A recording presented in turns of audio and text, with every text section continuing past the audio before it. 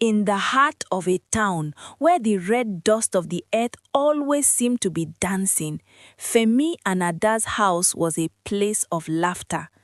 Femi was a man with a heart as wide as the Niger River. He was a successful cocoa merchant, known for his honesty.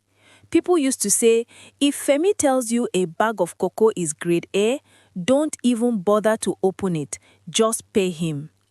But before I start this epic journey, please follow, subscribe, like, share, and comment. This keeps me encouraged to bring you more tales from the motherland. Also, do let me know where you are watching from. I would like to know which part of the world my amazing friends are watching from. Are you ready? Oh yeah, let's enjoy the story. And then there was Ada.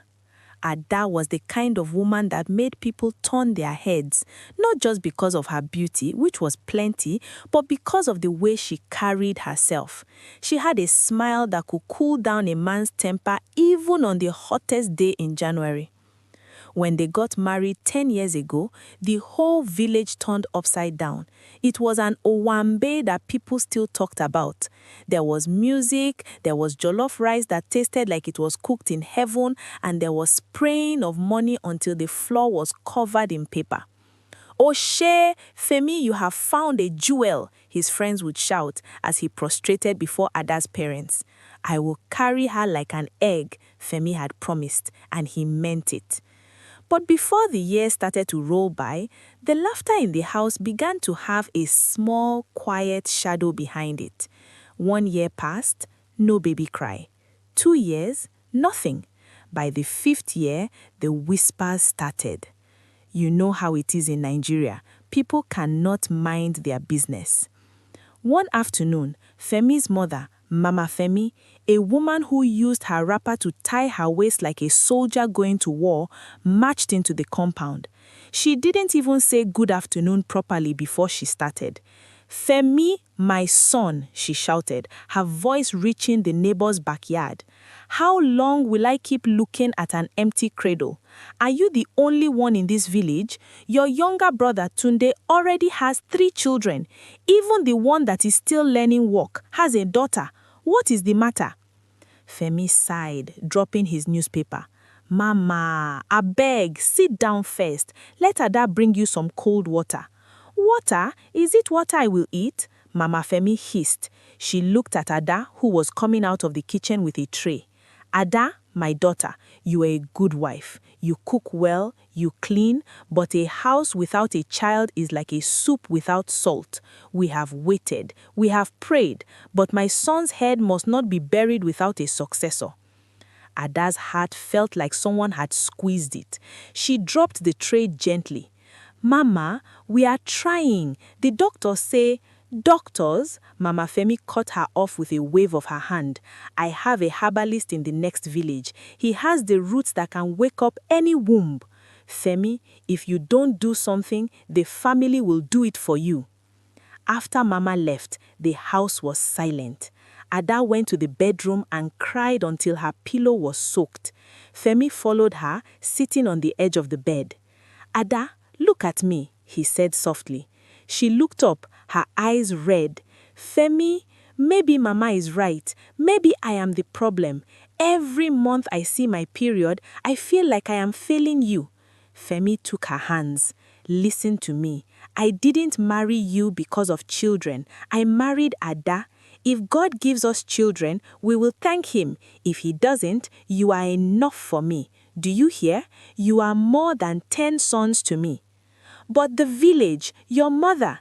"Let them talk," Femi said, pulling her into a hug. "Empty barrels make the most noise. We will keep waiting on God." 5 more years passed. The pressure became like a heavy bag of cement on Ada's shoulders. She saw the way Femi looked at other men carrying their toddlers. She saw the way he would go quiet whenever a naming ceremony invitation arrived. He never complained, but she knew. One night, after a very long prayer session, Ada sat Femi down. The room was dim, lit only by a small lantern. "Femi," she started, her voice shaking, "I have thought about this for a long time. I love you too much to see you end up alone. My womb has refused to open, and I cannot be the one to end your lineage." Femi frowned. "Ada, what are you talking about?" "I want you to marry another woman," she said quickly, before the courage left her. "Marry a young girl, someone who can give you the children you deserve. I will stay. I will be her elder sister. I will help her. Just, please, do this for us." Femi jumped up as if a bee had stung him. "Ada, God forbid. Are you crazy? Which kind of talk is this? I told you, it's you or nobody. I am not a polygamist. My heart doesn't have space for two people." "But, Femi—" "No but. Don't ever mention this again." He stormed out of the room, leaving Ada in the dark. But Ada didn't stop. For months, she pecked at him like a bird. She brought up the names of good families in the village. She talked about how lonely the house would be when they were old. She even got her own mother to talk to him. Finally, after a year of Ada begging and Mama Femi's constant fire at the house, Femi broke. He sat Ada down, his eyes full of pain. "If I do this," Femi said, "it is only because you have pushed me to the wall. But know one thing, you are still the queen of this house. No woman can take your place." The second wife was a young girl named Ife. She was quiet, from a humble family in a nearby town.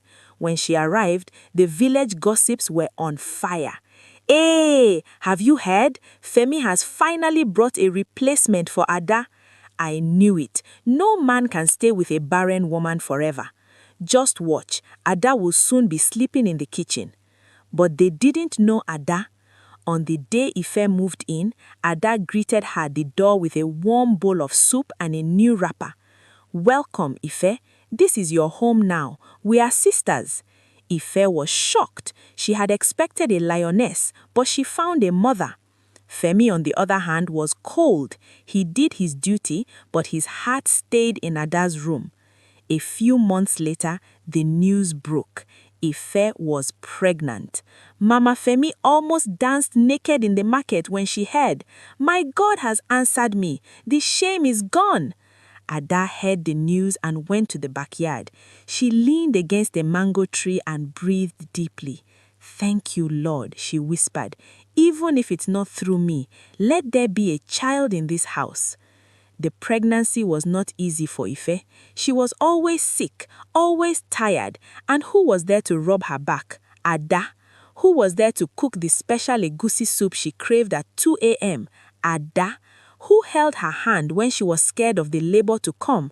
Ada. One rainy midnight, the cries started. The midwife was called. Femi paced the parlor like a trapped tiger.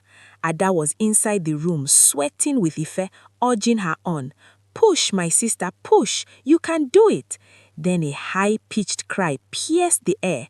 A few minutes later, another one. The midwife came out grinning. Twins, 2 boys, strong like their father. Femi collapsed into a chair, his face covered in tears of joy and relief. Ada came out shortly after, carrying the small bundles. She looked at Femi and smiled. "Your sons are here, Femi."